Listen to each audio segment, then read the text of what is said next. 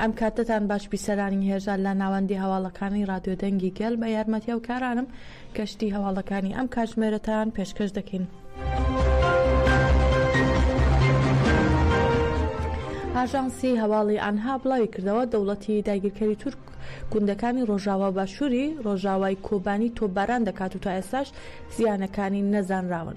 ئاژانسی هەواڵی ئەنها نووسەتی لە ئێستادا دەوڵەتی تورک گوندی ئاشمێ لە ڕۆژاوای کۆبانی و گوندەکانی تۆرامان و ئۆینە لە باشووری ڕۆژاوای کۆبانی تۆپباران دەکات.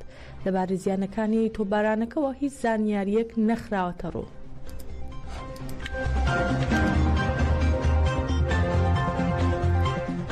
لە منبەت شەڕێکی دژوار لە ئارادایە لە شەڕەکەدا ژمارەیەکی زۆر چەتە کوژراون و 14 چەتەش بە دیلگیراون لە نێوان شەروانانی ئەنجومەنی سەربازی منبەج و چەتەکانی دەوڵەتی تورک لە شەوی ڕابردووەوە شەڕێکی قورس لە ناو شاری منبەج لە ئارادایە زرێپۆش و ئۆتۆمۆبیلی چەتەکان لەگەڵ هاتنە ناو شارەکە کەوتەتە بۆ سێ شەروانان و با چەتەکانی ناویانەوە لە ناو براون. هەروەها لە دەیر حافریش دو ئۆتۆمۆبیلی چەتەکان لە ناو براون. شەروانانی ئەنجومەنی سەربازی منبەج 14 چەتەی دەوڵەتی داگیرکەری تورکیان با دیل گرتووە و هەروەها ناوەندی شارەکە و گوندەکانی دەوروبەری و گۆڕەپانەکانی قەرەقۆزاخ و سرین بەدەیانجار لەلایەن فڕۆکەکانی دەوڵەتی تورکەوە بردومان کراوە.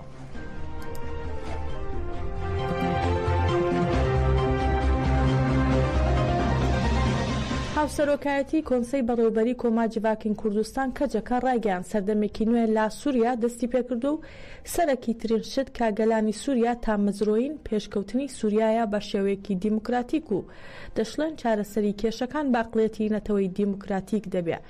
هاوسەرۆکایەتی کۆنسەی بەڕێوەبەری کۆماجیڤاکین کوردستان کەجەکە لە سەر چارەسەری کێشەکانی سووریا ڕاگەیاندراوێکی بڵاو کردەوە و ڕاگەاندووە لە ئەنجامی پەرەسەندنەکانی 2 هەفتەی ڕابردوودا لە سووریا ڕژێمی بەعس ڕووخاو لەگەڵ ڕووخانی ڕژێمی باس لە سووریا سەردەمێکی نوێ دەستی پێکردووە. هەروەها کەجەکە دەڵێت هیوادارین ئەم دۆخە نوێیە ببێتە مایەی ئەوەی سەرجەمگەلانی سووریا پێکەوە و بە شێوەیەکی یەکسان و ئازاد بژین. گەلانی سووریا ماوەی 10 ساڵە لە پێناو ئافراندنی سووریایەکی دیموکراتیک بۆ چەسپاندنی ژیانی ئازاد دیموکراتیک و خوشک و برایەتی تێدەکۆشن و لەو پێناوەشدا قوربانی و تێکچوویەکی قورسیان داوە. هەروەها کەجەکە ڕایدەگەێنن گەلانی سووریا کە تێکۆشانی گەوریان کردووە شایانی ئەوەن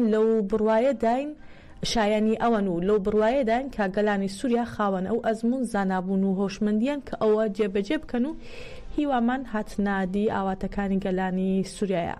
هەروەها لە ڕاگەیاندراوەکەدا هاتووە مۆدلی دەوڵەتنەتەوە لە ناو کۆمەڵگەدا تاکڕەوی بە بنەما دەگرێت لا دژی ڕاستی مرۆڤەکانە و ئەمە لە ڕێگەی گەشە سەندەکانی ڕۆژهەڵاتی ناوەڕاست جارێکی دیکە بە ئاشکرا ڕوون بۆتەوە. ڕێبەراپۆ ڕاستی دەوڵەتنەتەوەی تاکڕەوی بە ئاقوڵی هەڵسەنگاندووە و ڕاگەاندووە ئەو سیستەما دژبەری مرۆڤ و کۆمەڵگەیە.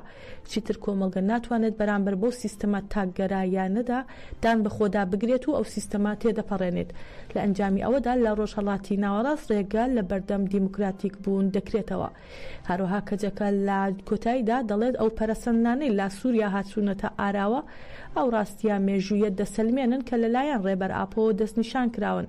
ڕژێمی باس لە ماوەی 14 ساڵی ڕابردوودا سەرباری ئەو هەموو پەرەسەندانەی لا سووریا ڕوویاندا ئەو ڕاستیەک نەبینی و پێداگری لەسەر سیستەمی دەوڵەتنەتەوەی تاکپەرستدا کرد و خۆی دیموکراتیک نەکرد و لە ئاکامیشدا کۆتایی خۆی بینی.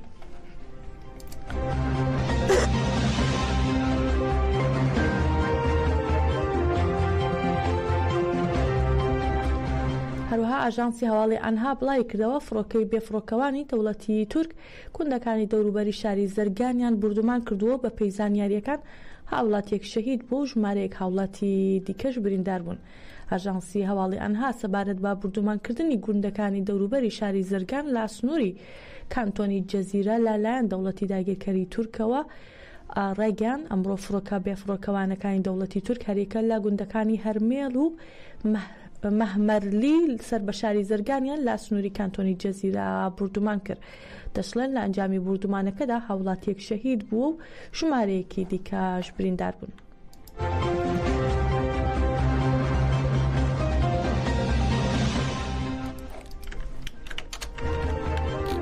سەرۆکۆماری ئێران ڕایگەیان پێویستە هەرچێ زووە شەڕ و پێکدادانی چەکداری لە سووریا کۆتایی پێبێت و یەک پارچەی و سەروەری سووریا بپارێزرێ و خەڵک خۆیان چارەنووسی وڵاتەکان دیاری بکەن. مەسعود پزیشکیان سەرۆک کۆماری ئێران لە کۆبوونەوەی ئەنجومەنی وەزیرانی وڵاتەکەیدا سەبارەت بە ڕووخانی حکوومەتی بەشار ئەسەد ڕایگەیاند پێویستە هەرچێ زووە شەڕ و پێکدادانی چەکداری کۆتایی پێبێت بۆ ئەوەی خەڵکی سووریا لە کەشێکی ئارامدا و بەبێ دەستێوەردانی دەرەکی بڕیار لەسەر چارەنووسی خۆیان بدەن.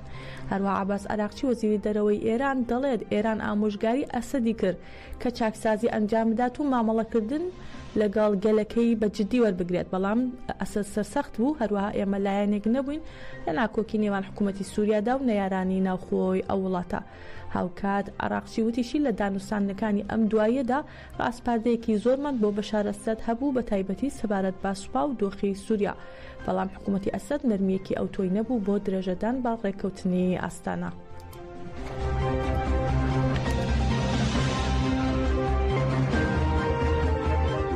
سەرۆک وەزیرانی سووریا بڵاوی کردەوە ئەسەد تەنها بووە لە بڕیارەکانی سیاسەتی دەرەوە و بە تاکلایەنە بڕیاری دەدا و لەگەڵ ئێمە گفتوگۆی نەدەکرد. محەممەد غازی جەلالی سەرۆک وەزیرانی پێشووی سووریا سەبارەت بە بڕیارەکانی ئەسەد دەڵێت زۆربەی وەزیرەکان لە دیمەشقن و لە فەرمانگەکانیان کارەکانیان ئەنجام دەدەن.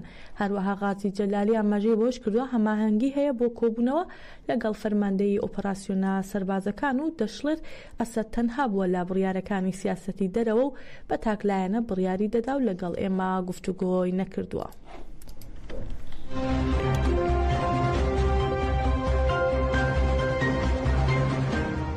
لینسی گراهام سناتۆری ئەمریکا شەوی ڕابردوو لە تۆڕی کۆمەڵایەتی ئیکس تویتێکی لەبارەی دۆخی سووریا و ڕووخانی ڕژێمەکەی بەشار ئەسەد بڵاو کردەوە و نووسیوێتی لەگەڵ شکستەکەی ئەم دوایەی ڕژێمەکەی بەشار ئەسەد یاریەکە گۆڕانکاری گەورەی بەسەردادێت و ئەوە زیانێکی گەورەیە بۆ رووسیا و ئێران کە لە ڕاستیدا شتێکی باشە. هەروەها گراهام ئاماژەی بەوش کردووە هەر چۆنێک بێت ئەو هێزانەی جێگای بەشار ئەسەدیان گرتووەتەوە چەندین کێشە دروست دەکەن بۆ هەریەکە لا ئیسرائیل، ئوردون و سعودیا و عێراق. هەروەها ڕوونیشی کردوێتەوە لەبارەی بەرژەوەندیەکانی ئەمریکاوە لە سووریا زیاتر لە 50,000 چەکداری داعش لە زیندانەکاندا دەست بەسەرن کە با شێوەیەکی سەرەکی لە جێردەستی ئەو کوردانەدان کە پێشتر هاوکاری دۆناڵد ترامپی یان کردووە لە ناوبردننی داعشدا. هەروەها گراهام باسی لەوەش کردووە ئەو چەکدارانە پلانیان دادەڕشت و دژی ئەمریکا و هاوپەیمانەکان دەوەستانەوە بۆ یەش کەس پێهێنان و پاکردنەوەی ناوچەکان لەو چەکدارانە کاری سەرەکی ئێمە و هاوکارەکانمانە.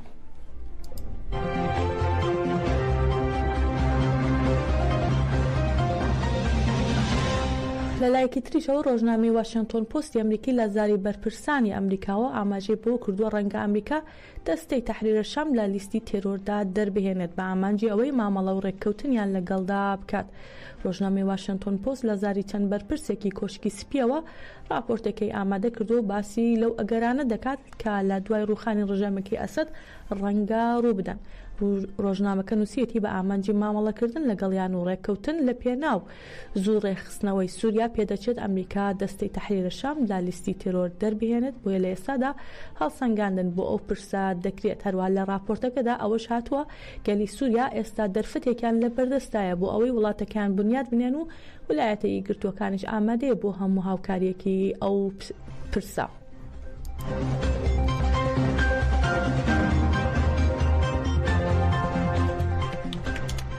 کۆمەڵەی ڕۆژنامەوانانی ژنی مێزۆپۆتامیا ڕایگەیان لە مانگی تشرینی دووەمدا 38 ڕۆژنامەوان دادگایی کراون و سزای زیندانیکردن بەسەر 7 ڕۆژنامەواندا بڕاوەتەوە و هەڕەشە لە چەندین ڕۆژنامەوان کراوە. کۆمەڵی ڕۆژنامەوانی ژنانی مێزۆپۆتامیا مەکەگە راپۆرتی پێشلکاریەکانی مافی ڕۆژنامەوانانی لە مانگی تشرینی دووەمدا ئاشکرا کرد و ئاماژە بەوە دەکات فشارەکانی سەڵاگەیاندنی ئازاد و ڕۆژنامەوانانی ژن زیاتر بووە. لە راپۆرتەکەدا ئاشکرا کراوە لە مانگی تشرینی دووەمدا بە هەڵکوتانە سەرماڵان دەست بەسەرکردن، هەڕەشەکردن و خراپکاری زۆر زیاتر بوو و ئامانجگرتن ڕۆژنامەوانە هێرشێکی ڕەگەزیە و مەبەستەکە بۆ ئەوەیە ژنان لە ژیانی کۆمەڵایەتی دوور بخرێنەوە. هەروەها لە راپۆرتەکەدا بەنگەوازی بۆ پشتگیریکردن لە ڕۆژنامەوانانی ژن و ڕاگەیاندنی ئازاد کراوە و نووسیەتی وەک مەکەگە پشتگیریمان دووپات دەکەینەوە بۆ ڕۆژنامەوانان کە لە دژی فشارەکان دەوەستنەوە و دەنگی ڕۆژنامەوانان کپ ناکرێت و ناتوانرێت ڕۆناکی ژیان خاموش بکرێت بە هەموو شێوەیەک لە دژی هێرشەکان دەوەستینەوە.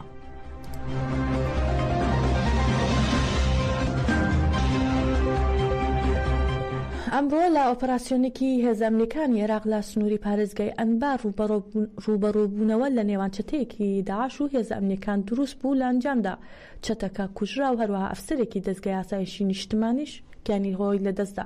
میدیای عێراقیەکان سەبارەت بە ئەنجامدانی ئۆپەراسیۆنێکی سەربازی لە سنووری پارێزگای ئەنبار و کوژرانی چەتەیەک بڵاویان کردەوە لە ئۆپەراسیۆنی دەستگای ئاسایشی نیشتمان بۆ دەستگیرکردنی چەتەیەکی داعشی داواکراو بە پێی مادەی 4 یاسای تێرۆر لە پارێزگای ئەنبار ڕوبەڕووبوونەوە لە نێوان چەتەیەکی داعش و هێزە ئەمنیەکان دروست بوو.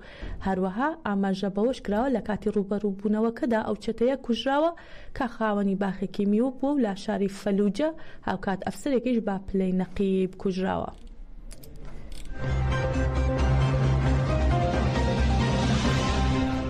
لە کۆبوونەوەی دوێنێ ئەنجومەنی نوێنەرانی عێراق کۆتایی بە وەرزی یاسادانان هاتوو پشووی پەرلەمان دەستی پێکرد. دکتۆر بڕیار ڕەشید ئەندامی پەرلەمانی عێراق سەبارەت بە کۆتایی هاتنی وەرزی یاسادانان لە عێراق و دەستپێکردنی پشوو بۆ میدیا ناوخۆییەکان ڕایگەیاند ئەو سێ یاسایەی کە جێی ناکۆکی لایەنە سیاسیەکان بوون و خراببوونە بەرنامەی کاری کۆبوونەوەی دوێنەی ئەنجومەنی نوێنەران نەتوانرا دەنگیان لەسەر بدرێت و ئاماژەی بەوەش کردووە ئەو ماوەیە بۆ ئەم وەرزەی یاسادانان درێژکرابووە و کۆتایی هاتوو پشووی پەرلەمان دەستی پێکردووە.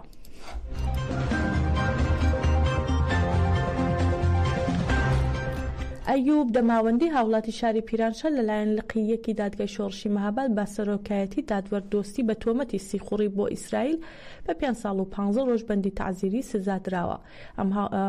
بە پێی راپۆرتەکان ئەم هاوڵاتیە لە دژی ئەم سزایە دادگای شۆڕش ناڕزایەتی دەربڕیوە.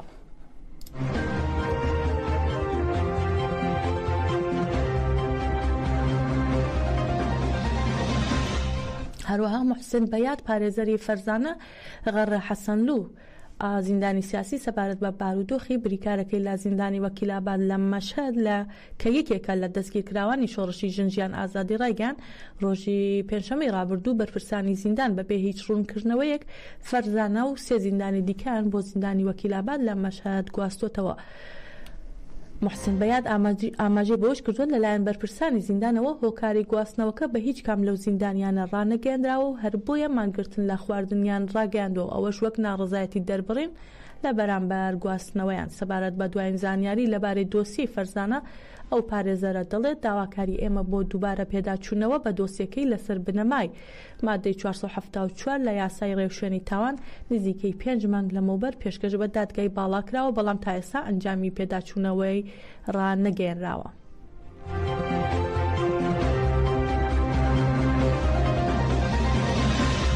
بەڕێزان هەواڵەکانمان پێشکەشکردن بمێنن لا خێر و خۆشیدا.